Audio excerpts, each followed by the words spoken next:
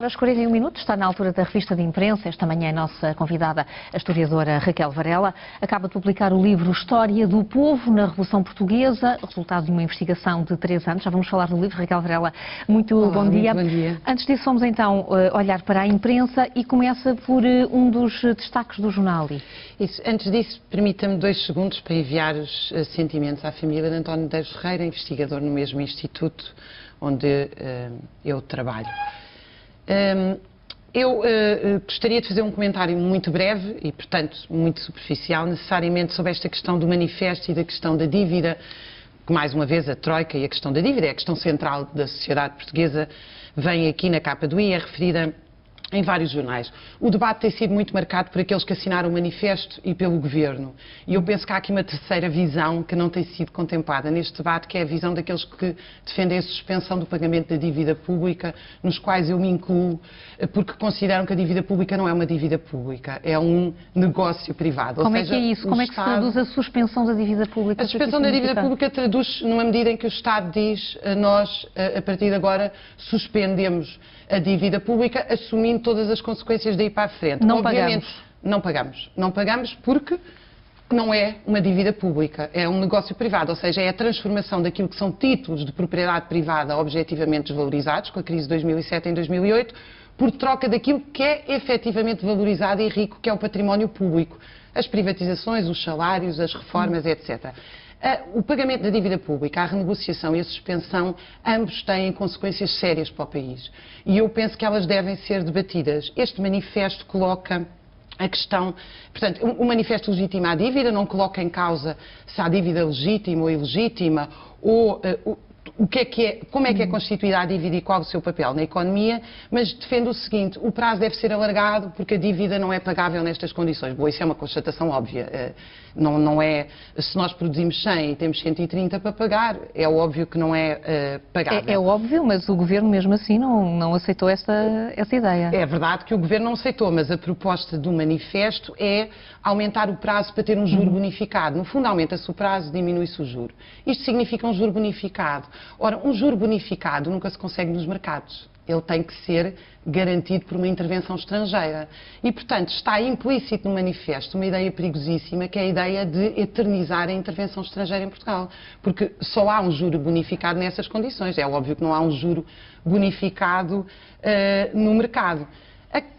E o manifesto tem outra questão que a mim me parece absolutamente central, que é a ideia de que este juro bonificado deve ser conseguido, portanto, esta intervenção, não explica de onde é que vem esta intervenção, ele deve ser garantida para evitar a conflitualidade social. Ora, eu penso, e enfim, tenho visto até muitos assinantes do manifesto ter dito que um dos principais problemas de Portugal não é a conflitualidade social, é a ausência de conflitualidade social. Ou seja, nós temos um país extraordinariamente pacífico, em geral, os trabalhadores, face às medidas absolutamente brutais que lhes foram impostas. Desde esta intervenção, há mais de 1 milhão de pobres abaixo da linha da pobreza segundo as Nações Unidas. E, no entanto, não é essa contestação. Tem alguma explicação para isso? Eu penso que são muito difíceis essas explicações e nós, de facto, é uma das coisas que estamos neste momento a investigar.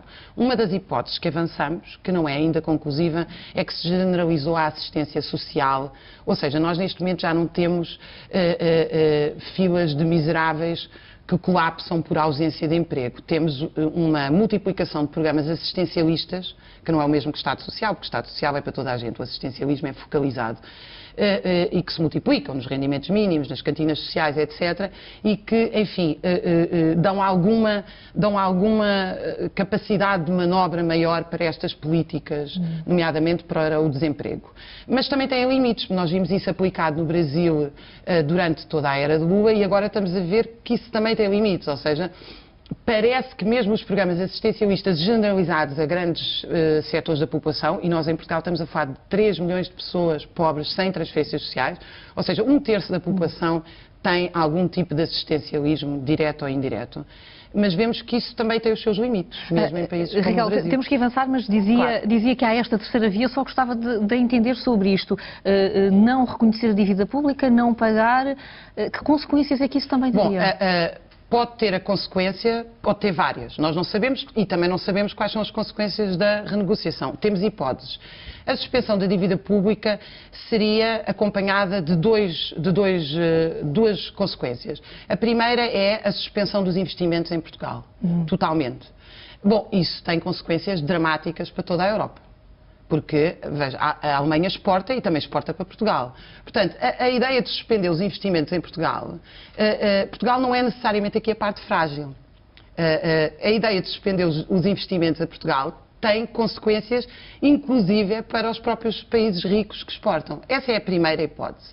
Que eu ponho muitas dúvidas que acontecesse. Muitas dúvidas porque um país suspender o pagamento da dívida pública, que aliás aconteceu na Irlanda, seria um exemplo para outros países que estão sob os mesmos processos de austeridade, nomeadamente a Espanha e a Grécia. Ou seja, podia-se abrir uma situação de disrupção social.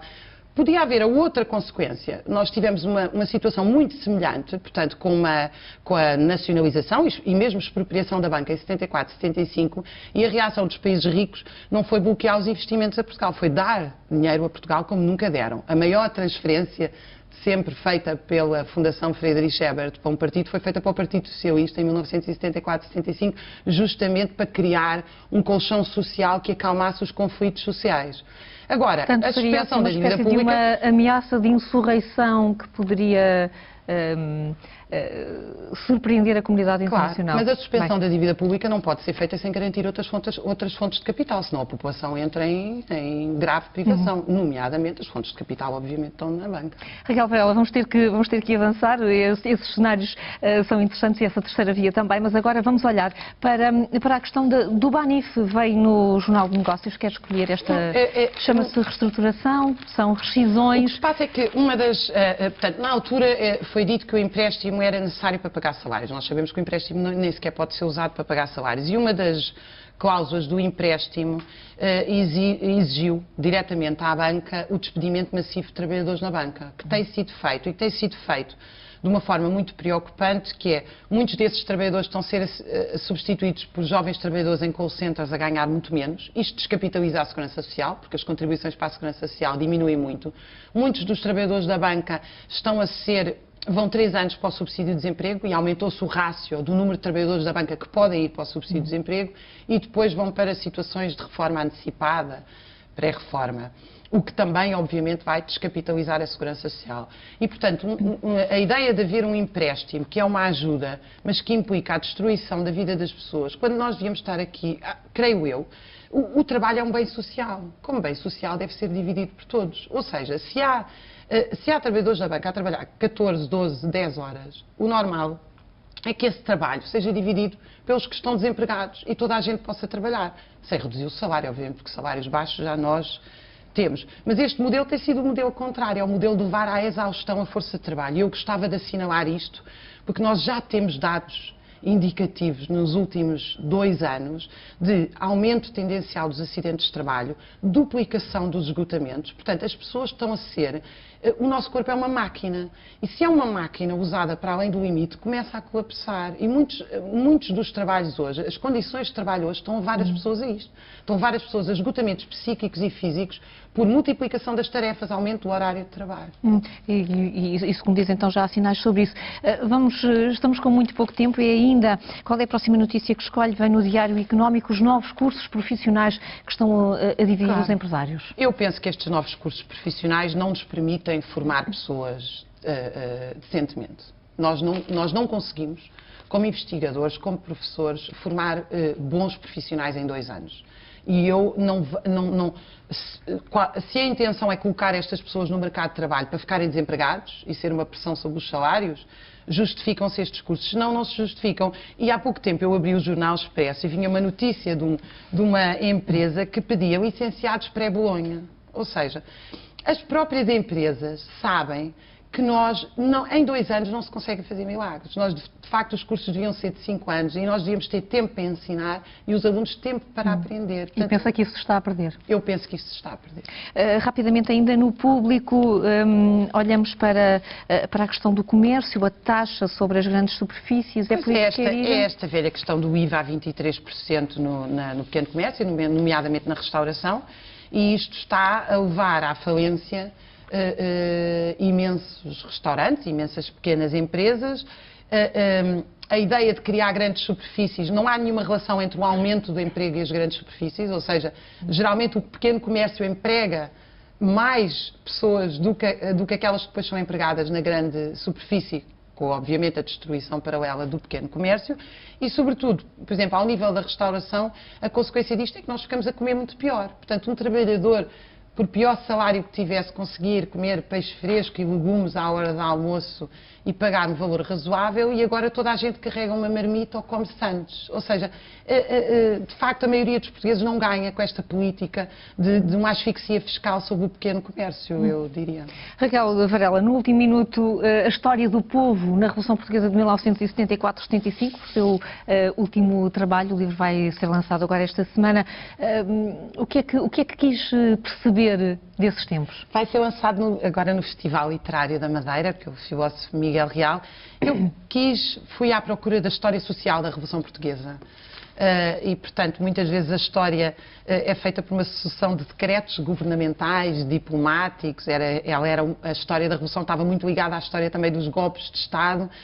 E eu fui à procura da história das comissões de trabalhadores, das comissões de moradores, das manifestações, das greves. E que diz que foi um duplo poder durante esses primeiros anos de Revolução. Criou-se aqui uma dualidade de poderes, de facto. Havia o Estado e, do outro lado, havia este poder, que foi o poder que nasceu nos locais de trabalho, nos locais de moradia. É muito extenso ele não chega só àquilo que é classicamente visto como as fábricas ou as empresas. Nós estamos a falar das escolas, dos teatros, dos serviços públicos, dos hospitais, portanto é uma extensão imensa de uma situação excepcional na história em que a política deixou de ser a atividade de profissionais e partidos políticos só, e as pessoas massivamente envolveram-se na política no dia-a-dia. Afinal, como é que nós gerimos a sociedade, o que é que nós queremos, como é que nos vamos organizar, onde é que ficam as creches, como é que trabalhamos, como é que dividimos o trabalho, que salários devemos ter. Questionou-se tudo, discutiu-se tudo durante 2 anos, diz que terminou isto no 25 de novembro, terminou este duplo poder e também esse sonho. Terminou essa dualidade de poderes, mas eu não penso que tenha terminado o sonho, quer dizer, as sociedades não podem viver sem a perspectiva real de mudança constante. E essa reflexão é importantíssima quando estamos a celebrar os 40 anos do 25 de Abril. Raquel Varela, muito obrigada por ter vindo esta manhã ler os jornais. Vamos voltar às 11. Até já.